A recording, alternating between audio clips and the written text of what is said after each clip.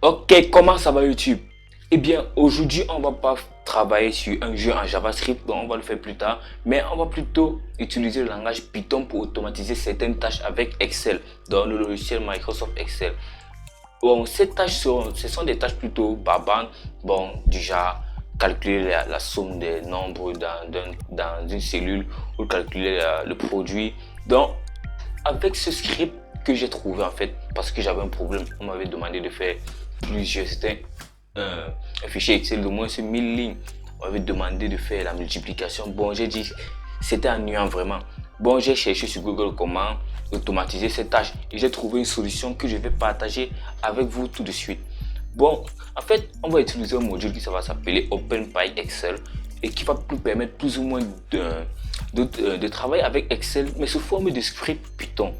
Donc, je sais que j'ai pas fait beaucoup de vidéos sur comment utiliser Python. Je me suis arrêté peut-être aux boucles ou aux conditions, je sais plus trop. Mais si vous avez un peu de connaissances à Python, mais les bases, vous pouvez suivre cette vidéo. Mais si vous n'avez même pas, vous pouvez directement copier le code et le coller, puis l'utiliser plus tard. Bon, vous pouvez l'utiliser pour toutes les tâches que vous voulez.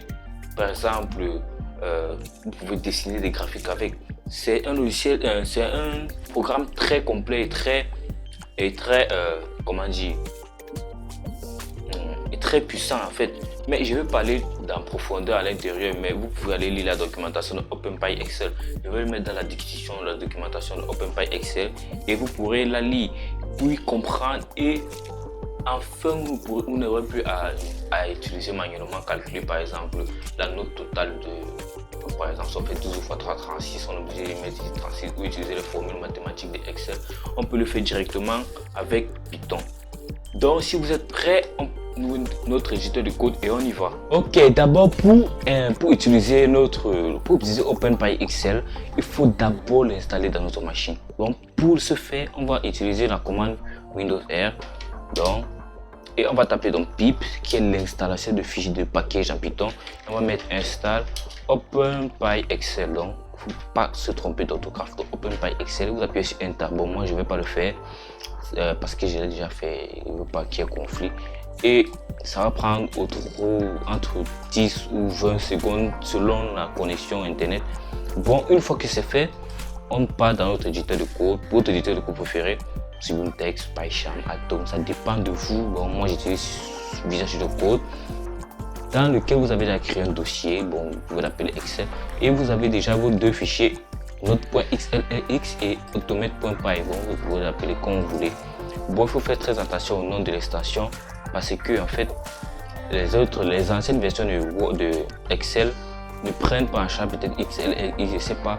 Par exemple, si vous avez Excel 93 ou Excel 2007, il faudra un peu plus gérer ces extensions. Bon, pour utiliser ce module, on va d'abord l'importer en Python. Il y a ce qu'on appelle l'importation. Donc, c'est simple, on va utiliser import. On va utiliser import ce module OpenPy Excel et on va lui donner un alias as Excel. Voilà.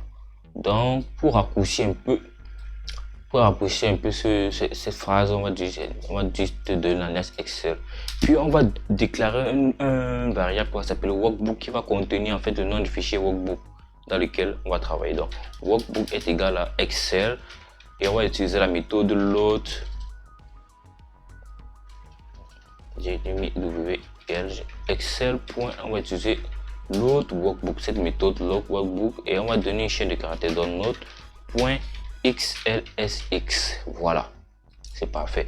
Maintenant, on va encore déclarer une variable qui s'appelle sheet. Sheet en anglais c'est feuille. Et là, on va prendre la feuille de calcul dans laquelle on va travailler.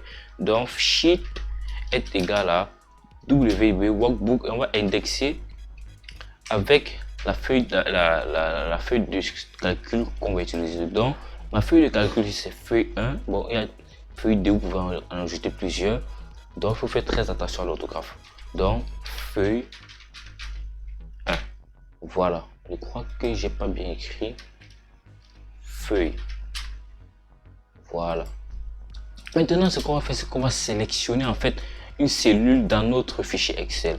Par exemple, si je veux sélectionner la cellule matière, on voit que c'est la première ligne de la première colonne. Donc, on va aller l'indexer en disant cell est égal à sheet.cell et on va donner les coordonnées 1, 1. Voilà, c'est bon.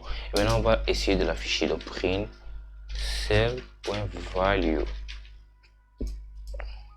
Ok, maintenant, on va dire py automate.py.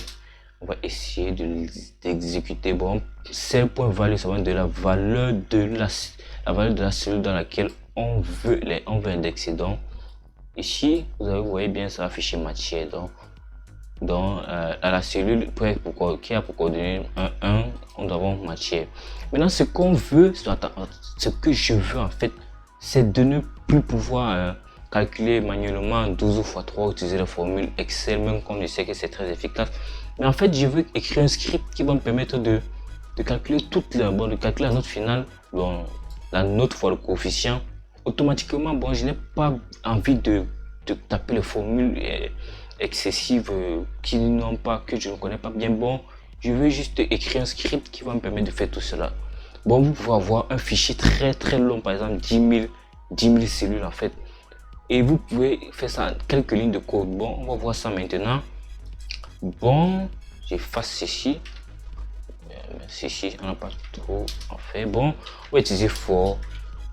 Bon, c'est la boucle for i. Et bon, je vais l'appeler row, en fait, ligne. For row in range. Donc, range, on va partir de 2 à sheet. Point, je vais m'appeler ceci, c'est sheet.max row. Donc, max underscore row. Voilà. Et c'est pas fini, on va mettre plus 1. Voilà, je vais m'expliquer à présent. Voilà. En fait, lorsqu'on démarre, pourquoi je commence à 2? Parce que voici la première ligne. Dans cette ligne, nous avons nos coefficients et notre finale. En fait, on ne veut pas de ces chaînes de caractères. On veut commencer à travailler avec les nombres. Donc, c'est pour ça que je commence à 2. Et pourquoi je mets plus 1 à sheet.maxrow? En fait, c'est parce que comme vous le savez bien, le tableau commence à 2 et il va se terminer à la dernière occurrence de notre cellule. C'est pour ça que je mets plus 1 pour prendre en charge cette occurrence. Par exemple, je vais peut-être vous afficher tout ceci, donc print row. Print row. Pour que vous compreniez mieux. Vous voyez, ça commence 2, 3, 4, 5, 6.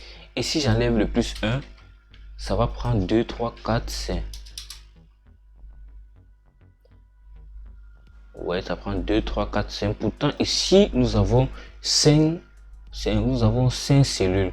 Et là, ça ne prend que 4 cellules. Donc, c'est la raison pour laquelle j'ajoute plus 1. On remet le plus 1. Et on clean notre terminal. Donc, maintenant, ce qu'on va faire, c'est sélectionner les deux cellules que nous avons besoin d'utiliser. On va dire cell note est égal à sheet.cell de, on va dire row de 2, donc 2. Là, on sait note, c'est en fait note, c'est la deuxième colonne, donc ligne colonne. On va partir pour le deuxième et dire cell coefficient coef est égal à sheet.cell de row 3, donc la troisième ligne, c'est ça le coefficient. Maintenant, on va dire total. Total est égal à cell note et point value, faut oublier parce que là ça retourne un objet. On va utiliser point value étoile cell coef point value. Maintenant, on va dire qu'on veut ajouter cet élément dans une colonne. On va dire cell total note est égal à sheet.cell. En fait, c'est sheet.cell de, on va dire, row 4 en fait. Et là, on va dire cell total note point value est égal à total. Voilà. Une fois que cela est fait, l'opération est finie, c'est terminé, on n'a plus rien à faire là.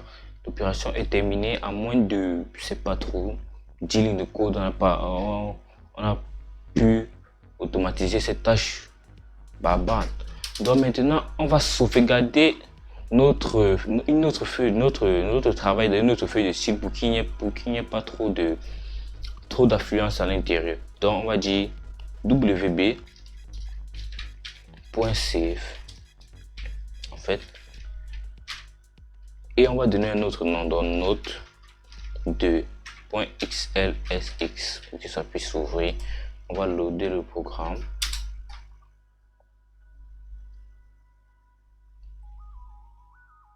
Voilà, un autre fichier.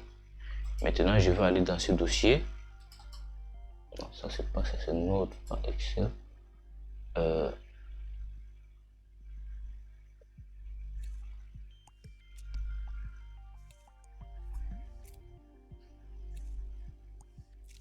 On va ce fichier Excel, dossier Excel en fait. Je m'étais trompé. Ok, voici Node 2. On va aller voir ce que ça a fait en fait. Bon, voilà, ça a fait les multiplications qu'on avait déjà prévu dans 12 x 3, 36, 7 x 4, 28, etc., etc. Ça marche pour le mieux. Maintenant, ce qu'on veut faire, je vous avais dit qu'on pouvait faire des graphes avec, en fait, OpenPyExcel. Donc, on va aller tout droit là-dedans. Donc, on va dire from OpenPyExcel.chat. Donc, .chat, en fait, c'est un objet de OpenPyExcel. Import, on va maintenant importer des classes en fait. Et on va importer des classes de cet objet. Import barchat et référence. En référence. Voilà, on met un peu d'espace là. Voilà, c'est excellent. Maintenant, on va dire, qu'est-ce qu'on va dire? On va dire values est égal à référence. Donc, on va créer une instance de cette classe. Ça prend quatre paramètres. Tout d'abord, la min call. Ce sera, on va dire, ça prend d'abord la feuille de style. Là, on a fait dans sheet. Je me suis trompé, ça prend d'abord sheet. Maintenant, ça prend en plus 4 paramètres. Donc, min call, on va dire 4. Non, 2. Oui, on va dire 2. Oui, c'est 2, c'est pas, on va dire c'est 2. Max call, ce sera sheet.max row. Donc, on n'a pas envie de compter. Sheet.max row. On enlève égal. Et on va continuer avec min row et min call. Min row, en fait, ce sera 4. Et max row, ce sera aussi 4. Les deux seront 4. Ce sera 4. Voilà. Excellent. Maintenant, on va ajouter cela dans chat. On va créer une instance de notre classe. Chat est égal à bar chat. On va ajouter les valeurs à notre chat. Chat.addData values. Excellent. Maintenant, on va dire sheet.addChat de chat. Voilà, et cette fois-ci, on va dire note 3. On va voir s'il n'y a pas d'erreur. On croise les 3 pour qu'il n'y ait pas d'erreur en fait. Bon, j'ai pas spécifié dans quelle colonne je voulais l'afficher, donc je vais mettre dans E2. E2 c'est mieux. On va devoir changer ici, mettre notre 4 en fait. Donc, on relance. Ok, ça fait beaucoup de fichiers d'un coup. Voilà, note 4.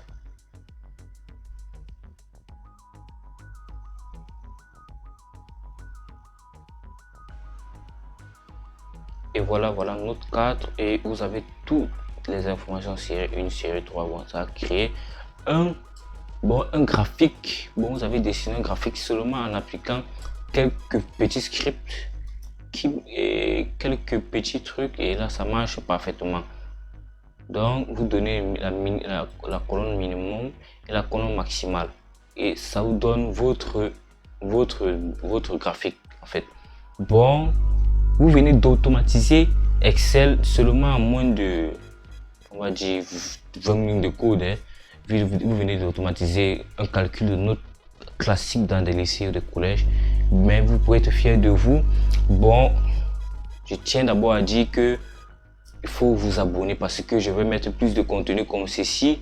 Et si ça vous plaît, vous pouvez liker, vous pouvez aussi partager, vous pouvez aussi appuyer sur la cloche pour recevoir les notifications. Et aussi, vous pouvez aussi mettre dans les commentaires si vous voulez que je fasse des trucs un peu plus dans ce sens où je continue avec les jeux. Parce que il y a un peu de conflit entre les deux parce que je sais pas trop. Je sais pas trop ce que vous aimez en fait. Donc, vous pouvez mettre dans les commentaires et ça m'encouragerait beaucoup pour être axé plus sur ce que vous préférez. Donc, je tiens à m'excuser pour mon absence aussi. Donc, merci de m'avoir écouté.